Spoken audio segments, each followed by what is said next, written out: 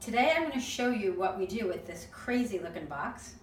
On reformer, when we put the box lengthwise, it's called long box, okay? When we put the box over the shoulder rest, so there's holes underneath the box, then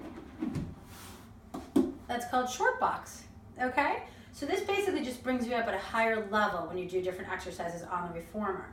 I'm going to show you something on the long box today called arms pulling straps. It's a really phenomenal exercise to get really strong extension, working the back muscles.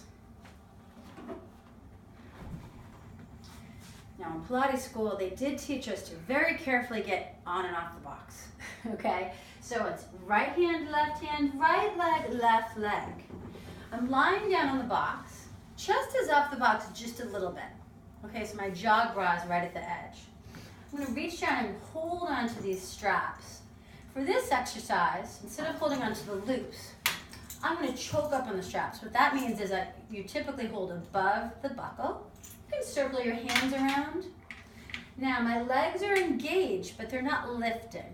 Okay, so you want to squeeze your legs, point the toes to support your spine, but no lifting. You don't really, that's why Pilates is so great. It's not too much of a strain. So to start, I'm going to inhale, look down at the floor. Exhale, I'm going to lift my chest off the box. I'm looking ahead, so I have a long neck, and I'm going to pull my arms back to the hips. Inhale, hold it, and exhale, slowly forward, fold. So you can do this with a 4-breath pattern or 2-breath pattern. And the 2-breath pattern is when you really start to feel comfortable on the machine. You would just breathe out, come all the way up. Inhale, come all the way back down. Exhale, pull down to lift up. Inhale, release forward. Just want to make sure you pull down to lift up rather than crooking your neck to lift up, right? So that's the important part.